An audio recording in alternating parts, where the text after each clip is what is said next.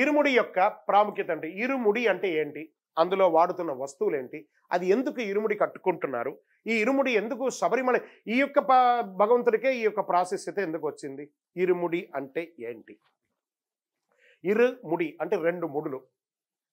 ఈ యొక్క మగిషి అనే రాక్షసిని సంహరించడానికి ఈయన బయలుదేరుతున్నారు. అది తెలియదు రాజుకి. ఆ తల్లికి తలనొప్పి ఉంది అంటే దానికి పులిపాలే మందు అని చెప్తూ ఉండగా ఎవరెవరో అర్ధరాజ్యం ఇస్తామన్నా కూడా పోలేదు.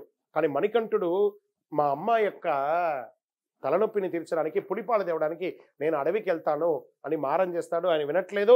సరే వెళ్తాడు కదా అని చెప్పి మనము ఎప్పుడైనా ఊర్లోకి వెళ్తే తినుబండారాలు అమ్మ అంతా ఎలా ప్యాక్ చేసి పంపిస్తుంది, అలాగే ఆయన కూడా ఇరుముడి రెండు ముడుల్లో ఒక కొబ్బరికాయలు నెయ్యి వేసి పప్పు ఉప్పు ధాన్యాలంతా నాయన బంగారుకొండ మణికంఠ నీకు ఆకలి అవుతుందిరా అడవిలో, ఇది తీసుకోపోయి నువ్వు వండుకొని తినురా నాన్న అని చెప్తే స్వామివారు అలా పెట్టుకొని ఆ యొక్క సన్నిధానంలోకి ఆ యొక్క అడవిలోకి వెళ్తున్నారు. ఎలా పల్లికట్టు శబరిమలైకి కళ్ళు ముళ్ళం కాళ్ళకు మెత్త ఆయన నడిచిదాలే దారిలో ఆ ఇరుముడి పెట్టుకొని ఆయన వెళ్తున్నారు.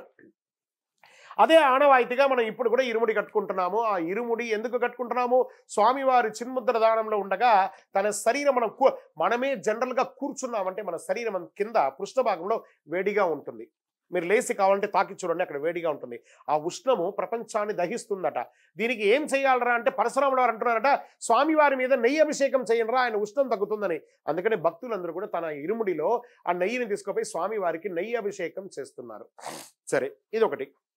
ఆ ఇరుముడిలో కొబ్బరికాయలో నెయ్యి నింపి అమ్మవారికి ఒక బ్లౌజ్ పెట్టి వంట సామాన్లన్నీ పెట్టి అందరికీ కూడాను ఆ గాజులు పసుపు కుంకులన్నీ పెట్టి స్వామివారి అభిషేక ద్రవ్యాలు ఒక దాంట్లో వంట సామాన్లన్నీ ఒక దాంట్లో పెట్టి వనయాత్ర చేసి ఆ వనయాత్ర అంతా కూడా వండుకొని తిని స్వామివారి శబరిమలకి నెయ్యి అభిషేకం చేస్తాం. ఆ నెయ్యి అభిషేకం చేసిన తర్వాత నెయ్యిని అక్కడ గాలికి వదిలేస్తామా, కాదట. స్వామివారు బాల్యంలో ఉండగా దుర్మంత్రి ఆ స్వామివారికి దుష్ట ప్రయోగం చేయగానే స్వామివారి శరీరం అంతా పచ్చి పుండ్లైపోయిందట. చీమునెత్తురు కారుతూ ఉండగా ఆ స్వామివారికి వైద్యం చేయడానికి ఎవరున్నారంటే ఎవరు రావట్లేదు. ఏ వైద్యం చేసినా కూడా తగ్గట్లేదట. సాక్షాత్తు పరశురాముల వారే ఆ పరమేశ్వరుని అడుగుతున్నాడు, స్వామి చూడండి అంటే ఆ పరమేశ్వరుడు ఒక యోగి వేష శివ ప్రసాదేన నివర్ధపీడాయ నమః ఆ యోగి వేషంలో వచ్చి ఆ పసిబాలుడికి వైద్యం చేసి ఆ కౌగిలించుకుంటాడనమాట. స్వామివారిని కౌగిలించుకుంటాడు. ఆ పరమేశ్వరుడు ఆ మణికంఠుడికి ఎవరు, తండ్రి కదా. తండ్రి కౌగిలి ఎంత గొప్పది తెలుసా.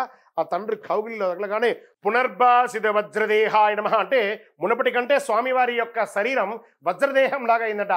అందుకే అప్పటి నుంచి స్వామివారికి సర్వరోగ నివారణ ధన్వంతర మూర్తియే శరణమయ్యప్ప. ఆ అభిషేకం చేసిన నెయ్యిని ఇంటికి తీసుకొచ్చి మనకు జ్వరమో శరీరంలో ఏదైనా ఇబ్బంది వస్తే మనం ఏమైనా తీసుకుంటే మన వ్యాధులన్నీ తీరుతాయని శాసనంగా ఉందట. ఆ ఇరుముడి యొక్క ప్రాముఖ్యత అంత గొప్పది.